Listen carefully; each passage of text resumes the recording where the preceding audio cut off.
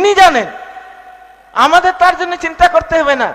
বাস কেবল তার সেই নির্দেশকে পালন করতে হবে।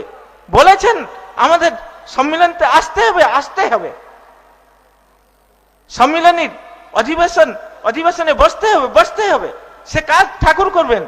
আমাদের যে আধ্যাত্মিক উন্নতি, সেই সনাতন ধর্মের মাধ্যমে যে আমাদের উন্নতি, সেই উন্নতি ঠাকুর করবেন। আর আমাদের মন কি? মন তো সবসময় অধোগতি, সবসময় মনের একটা আছে। কারণ উপনিষদেও বলেছে, পরাঞ্চিখানি ব্যতিরেন স্বয়ম্ভু পরাম পঞ্চতিনান্তরাত্মন কশ্চিৎ ধীর প্রত্যেক আত্মানমৈচ্ছত আবৃত্য চক্ষু অমৃতত্বম ইচ্ছন। ভগবান এমন ভাবে সৃষ্টি করেছেন, আমাদের এইসব ইন্দ্রিয়, আমাদের মন সব সময় নিচের দিকে, বিষয়ের দিকে ধাবিত হচ্ছে। কিন্তু এই যে ঠাকুরের কাছে এলে আমাদের মনের যে ঊর্ধ্বগতি হচ্ছে,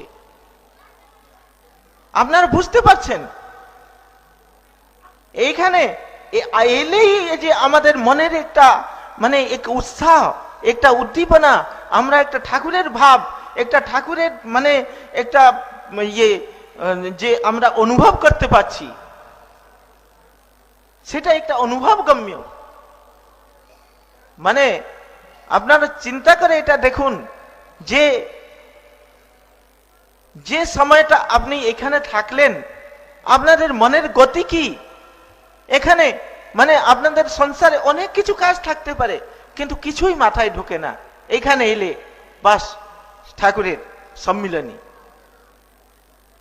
আশ্রম, বানপ্রস্থাশ্রম, সন্ন্যাসাশ্রম, চারটা আশ্রমের মূল তো গৃহস্থাশ্রম। গৃহস্থাশ্রম না হলে না ব্রহ্মচারী আসবে, না বানপ্রস্থ আসবে, না সন্ন্যাসী আমরা আসবো।